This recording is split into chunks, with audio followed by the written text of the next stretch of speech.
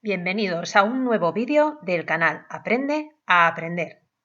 Comenzamos otro apasionante curso donde iremos recordando conceptos que ya hemos visto, pero también los ampliaremos, comentaremos y actualizaremos.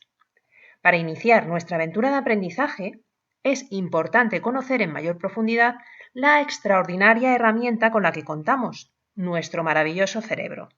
Es por eso que hoy hablaremos de su principal ventaja adaptativa, la plasticidad cerebral. ¿Sabes lo que es la plasticidad cerebral? Convendría que lo supieras si quieres diseñar el cerebro que te mereces. Y para entender mejor todavía cómo utilizar esta máquina increíble, viajaremos desde la generalidad del encéfalo hasta la unidad funcional básica del cerebro, la neurona.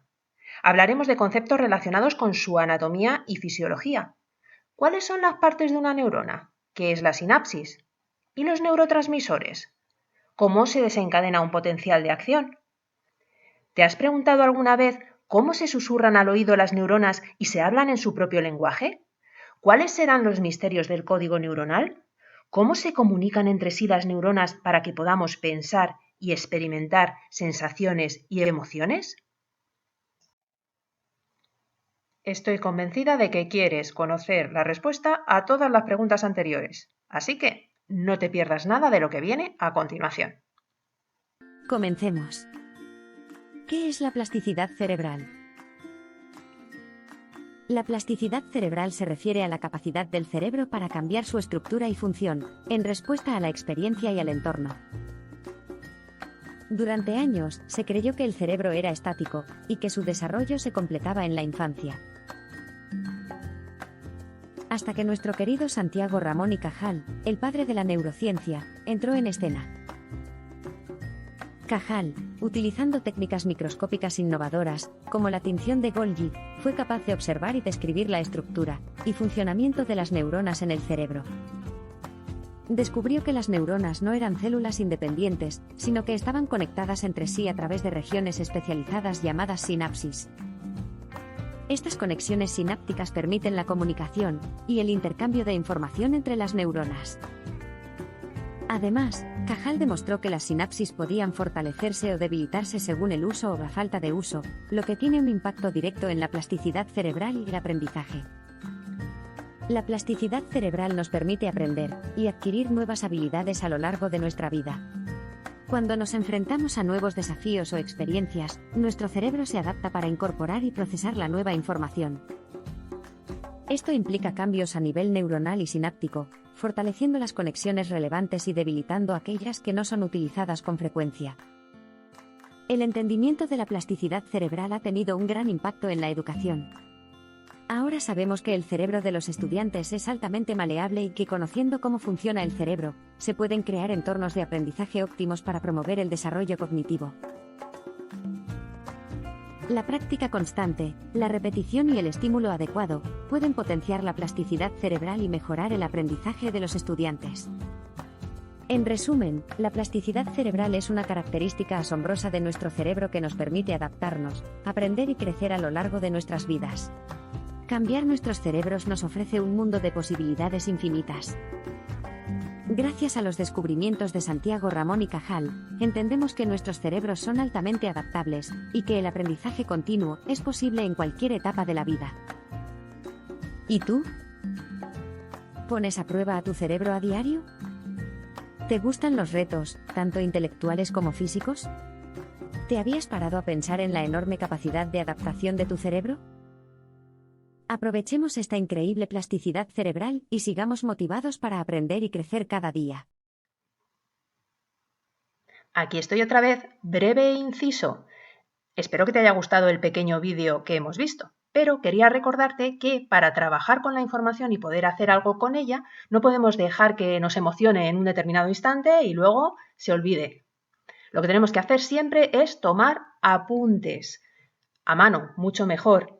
En tus apuntes sobre este vídeo deberían aparecer conceptos como el de plasticidad, recuerda, esa capacidad del cerebro para cambiar su estructura y función en respuesta a la experiencia del entorno. Debería estar también el nombre de Santiago Ramón y Cajal.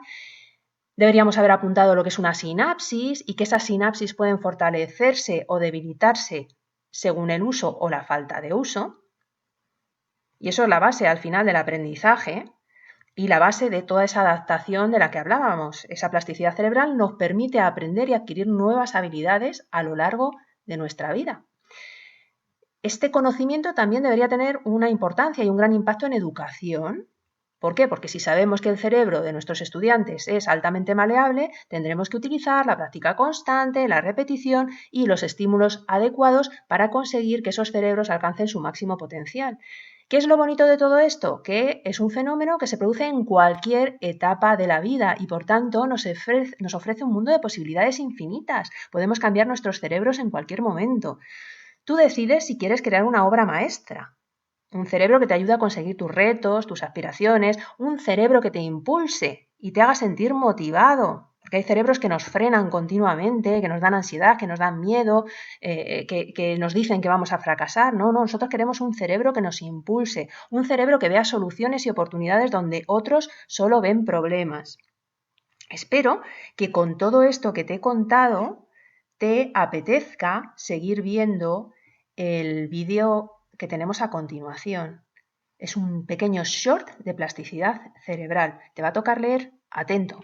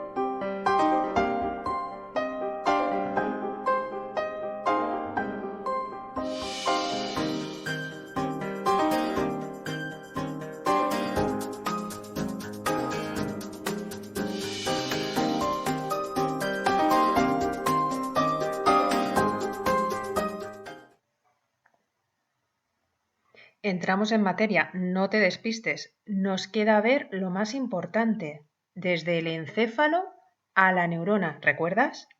Tus soldaditos cerebrales esperan que el boss, el jefe, o sea, tú mismo, tomes el control de tu cerebro y de tu vida.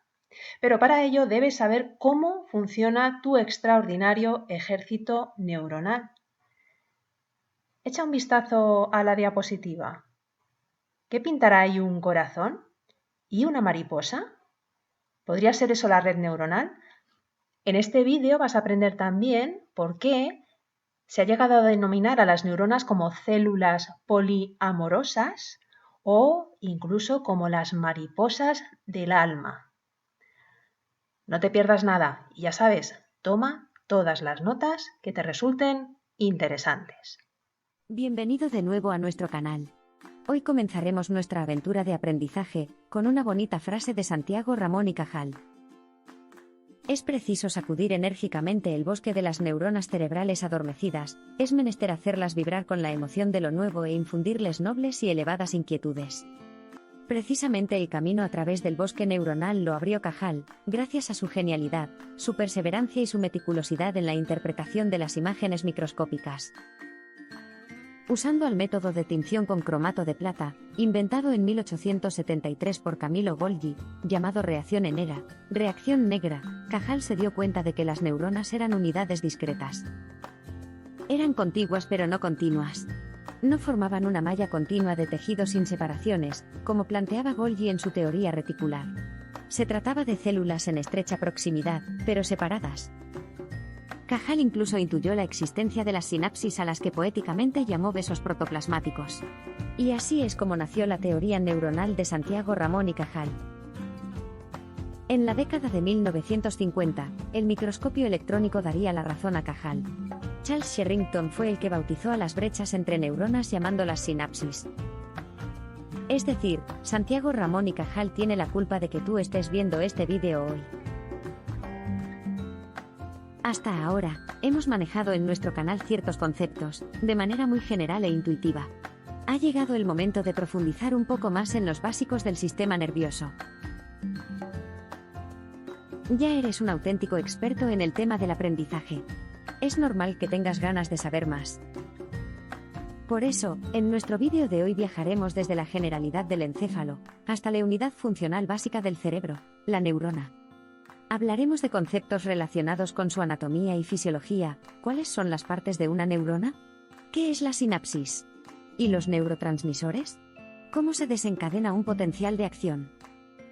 ¿Cómo se susurran al oído las neuronas y se hablan en su propio lenguaje? ¿Cuáles son los misterios del código neuronal? ¿Cómo se comunican entre sí las neuronas para que podamos pensar y experimentar sensaciones y emociones? ¿Listo para explorar el milagro de nuestro sistema nervioso?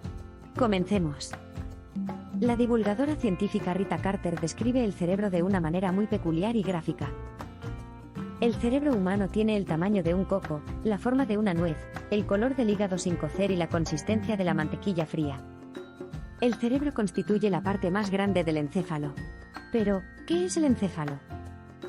El encéfalo está compuesto por tres partes principales: el cerebro, el cerebelo y el tronco encefálico.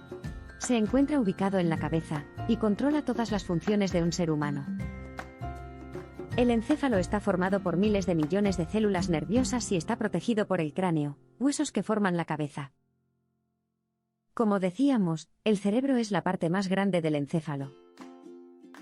Controla el pensamiento, el aprendizaje, la resolución de problemas, las emociones, la memoria, el habla, la lectura, la escritura y los movimientos voluntarios. El cerebelo controla la motricidad fina, el equilibrio y la postura.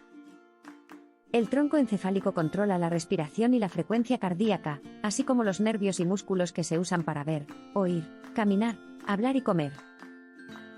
El tronco encefálico conecta el encéfalo con la médula espinal. Finalmente, el encéfalo y la médula espinal forman el sistema nervioso central. Pero, volvamos al nivel del cerebro.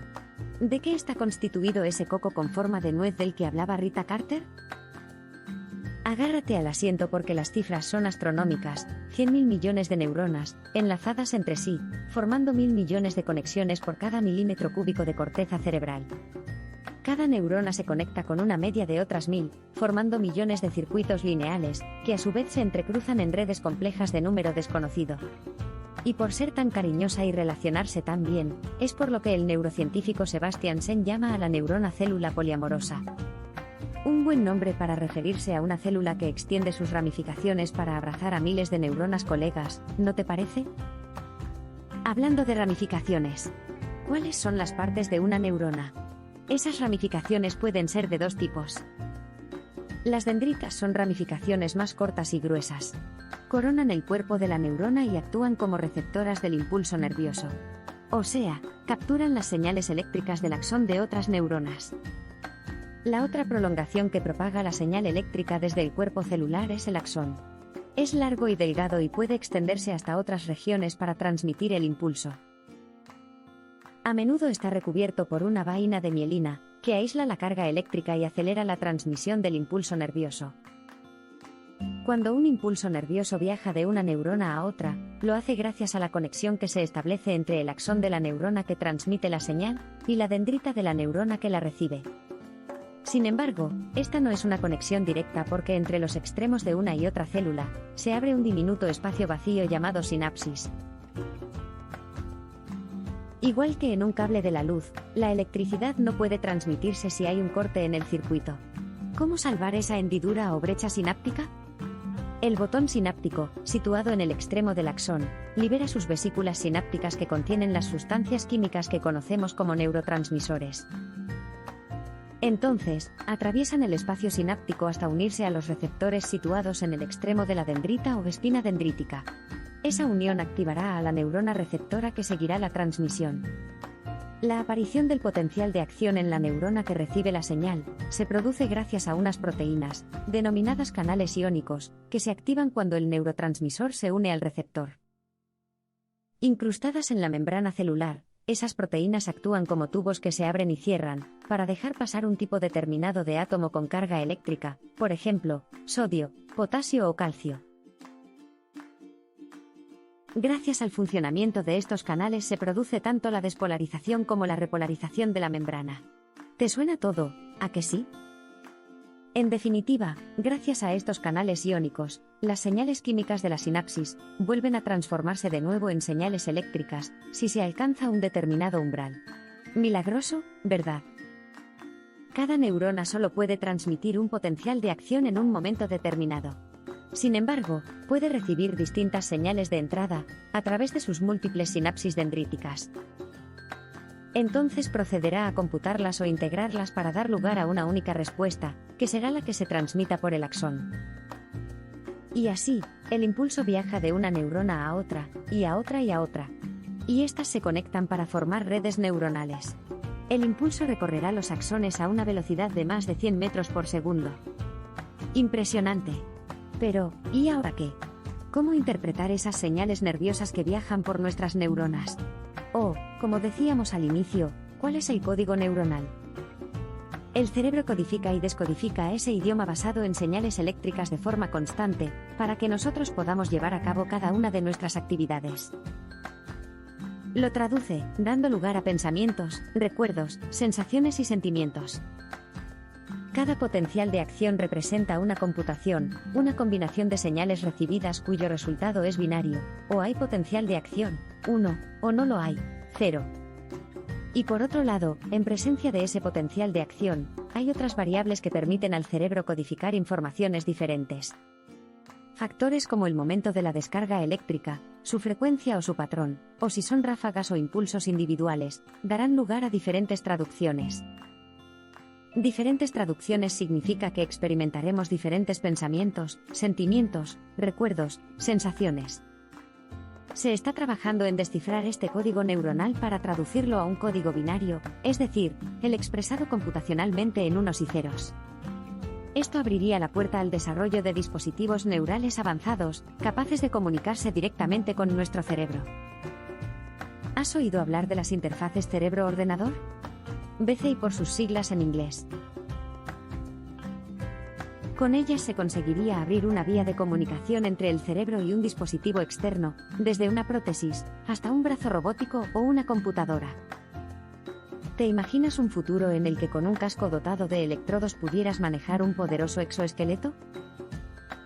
Esta conexión podría establecerse también a través de implantes cerebrales capaces de leer las señales eléctricas de determinados grupos de neuronas. ¿Qué nos deparará el futuro?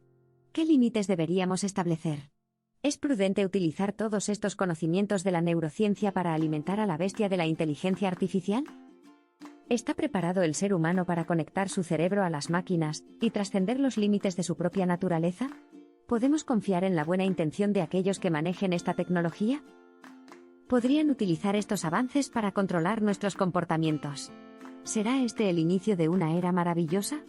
¿O el final de la libertad del ser humano? ¿Querrán robarnos el control de las mariposas de nuestra alma? Así, llegó a denominar Cajal a nuestras neuronitas. ¿Qué opinas tú? Mójate en los comentarios y participa de este interesante debate. Ha llegado el momento de despedirse. Espero que, a partir de ahora, cada vez que tengas una idea brillante o contemples una habilidad sobresaliente, recuerdes que todo comenzó en la minuciosa danza y en el cariñoso abrazo de una serie de neuronas en tu cerebro. Puedes ampliar la información sobre los temas tratados consultando nuestros libros Aprende a Aprender, Aprendizaje basado en neurociencia, y Aprende a Aprender. Este libro lo escribes tú. Recuerda darle like, compartir, suscribirte y activar las notificaciones para no perderte el vídeo de la semana que viene. Gracias por estar ahí. Hasta pronto.